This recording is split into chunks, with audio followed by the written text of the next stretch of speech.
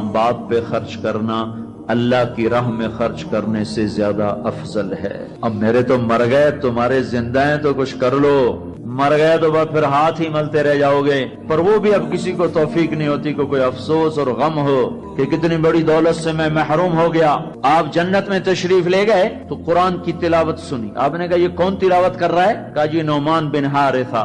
نعمان بن حارثہ تو مدینے میں بیٹھا ہوا ہے اور اس کی تلاوت جنت میں کیسے جا رہی ہے؟ کہا جی ماں کا فرما بردار ہے، اس کی وجہ سے اس کی تلاوت جنت میں بھی آتی ہے۔ کہ تم نے اتنے لاؤڈ سپیکر لگائے ہوئے ہیں پھر بھی لوگوں کو پوری طرح باہر والوں کو سنائی نہیں دیتا ہوگا، اور نعمان اپنے گھر میں بیٹھ کے تلاوت کرتا اور آواز جنت تک جاتی ہے۔ کیا چیز لے گئی؟ نہ جہاد، نہ تبلیغ، نہ نماز، نہ صدقہ، نہ تہجد، نہ علم، نہ حدیث، نہ تفسیر، نہ کیا چیز لے گئی؟ ماں کی خدمت نے آواز کو جنت تک پہنچا دیا۔ کیسی خدمت کرتے تھے؟ ماں کے کپڑے دھوتے، ماں کی روٹی پکاتے، ماں کو نوالے بنا کے کھلاتے۔ ہمارے ماحول میں کیا ہے کہ میں اپنی بیوی سے کہتا ہوں میری ماں کی خدمت کر، میری بیوی کے ذمے نہیں میری ماں کی خدمت۔ اگر وہ کہے میں نہیں کر سکتی تو اسے نافرمان بیوی نہیں کہا جا سکتا۔ میری خدمت نہ کرے تو نافرمان ہے، میری ماں کی خدمت نہ کرے تو نافرمان نہیں ہے۔ اسے میری ماں نے نہیں جنا، مجھے میری ماں نے جنا ہے، میرے ذمے اپنی ماں کی خدمت ہے۔ تو نعمان بن حارثہ کپڑے دھوتے، روٹی پکاتے، سالن پکاتے، نوالے بنا کے کھلاتے، تیل لگاتے، کنگھی کرتے، جوئیں نکالتے، اور ماں کوئی حکم سناتی اور سمجھ میں نہ آتا تو دوبارہ نہیں پوچھتے تھے اماں کیا کہا، باہر نکل کے خادمہ کو بلاتے، کہتے میری ماں نے کیا کہا تھا تو بتا، مجھے سمجھ میں نہیں آیا۔ ادب کی وجہ سے ماں سے دوبارہ پوچھتے نہیں تھے۔ اور میرے بھائیو ماں باپ کی قدر کرو۔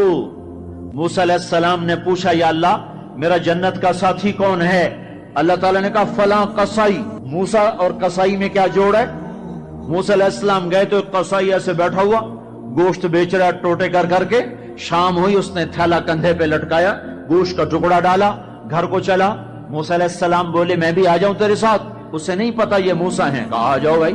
گھر میں گیا، انہیں جا کے گوشت کے ٹوٹے چھوٹی چھوٹی بوٹیاں بنائی، ہانڈی پہ چڑھایا، آٹا گوندھا، سالن تیار ہوا، روٹی پکائی، تیار کر کے ٹرے میں رکھ کر ایک بڑھیا عورت بیٹھی جس کو الٹے ہاتھ کندھے کا سہارا دے کر ایسے بٹھایا، پھر اپنے سیدھے ہاتھ سے نوالے بنا بنا کے اس کے منہ میں ڈالتا رہا، کھلاتا رہا، پھر اس کا منہ صاف کیا، اس نے کچھ بڑبڑا کے کہا، پھر اس نے اس کو لٹا دیا۔ موسیٰ علیہ السلام نے پوچھا بھائی یہ کون ہے، کیا ماجرا؟ کہا میری اماں ہے، صبح جاتا ہوں اس کے سارے کام کر کے جاتا ہوں، شام کو آتا ہوں پہلے اس کے کام کرتا ہوں پھر اپنے بچوں کو دیکھتا ہوں۔ موسیٰ علیہ السلام نے کہا یہ کچھ کہہ رہی تھی۔ وہ کہنے لگا کیا بتاؤں کیا کہہ رہی تھی؟ پاگل ماں ہے، جب بھی خدمت کرتا ہوں مجھے کہتی اللہ تجھے موسیٰ کا ساتھی بنائے جنت میں۔ میں کہاں اور موسیٰ کہاں؟ وہ جب بھی میں خدمت کرتا ہوں کہتی اللہ تجھے موسیٰ کا جنت میں ساتھی بنائے۔ آئے ہائے، موسیٰ علیہ السلام بولے تیرا کام بن گیا، تیری ماں نے تجھے موسیٰ سے ملا دیا۔ اے ماؤں کو راضی کرو، نبیوں کے ساتھ جنت میں پہنچو گے۔ ہائے میرے نبی سے پوچھا گیا تھا قیامت کب آئے گی تو آپ نے یہ نہیں کہا تھا جب زنا زیادہ ہوگا، جب قتل زیادہ ہوگا، جب پتھروں کی پوجا ہوگی تو قیامت آئے گی۔ میرے نبی نے فرمایا تھا جب اولادیں ماں باپ کو ذلیل و رسوا کریں گی اس وقت قیامت آئے گی۔ جب ماں باپ سے ایسے بات کریں جیسے نوکروں سے کی جاتی ہے تو اس وقت قیامت آئے گی۔ جب ماں ڈر رہی ہو کہ میرا بیٹا کہیں بدتمیزی سے مجھ سے بات نہ کرے، جب باپ ڈر رہا ہو کہ کہیں میرا گریبان نہ پکڑ لے تو سمجھو قیامت آ گئی۔ اور اللہ کے نبی نے فرمایا جس نے ماں باپ کو ستایا اس پہ اللہ کی لعنت، فرشتوں کی لعنت، زمین آسمان کی لعنت، نہ نماز قبول ہے، نہ روزہ قبول ہے، نہ حج و زکوٰۃ قبول ہے۔ ہائے ہائے، میں ایک شہر میں گیا، ایک نوجوان میرے پاس آیا کہ میرے باپ نے میرے اوپر زیادتی کی ہے، میری سناؤ۔ سنتے سنتے پتا چلا کہ اس نے اپنے باپ کے خلاف عدالت میں کیس کیے ہوئے ہیں۔ میں نے کہا بیٹا تو جلدی سے چلا جا، تو شکر کر تیرے اوپر آسمان نہیں ٹوٹا، زمین نے تجھے نہیں نگلا، تیرے اوپر کوئی آگ کا کوڑا نہیں برسا، اور اللہ نے ابھی تک تجھے درگزر کا معاملہ کیا ہوا ہے۔ تو بیٹا ہو کر باپ کے خلاف کیس کر رہا ہے۔ صرف تو نہیں رگڑا جائے گا، وہ وکیل بھی رگڑا گیا جس نے تیرا کیس تیار کیا، اور وہ گواہ بھی رگڑے گئے جنہوں نے گواہی دی۔ ارے ظالم، بیٹا ہو کر باپ کے خلاف تو کیس کرتا ہے؟ تو میرے بھائیو، اپنے ماں باپ کی خدمت کر کے جنت لے لو، جنت بنا لو، یہ جہان بھی سنورے گا، اگلا جہان بھی سنورے گا۔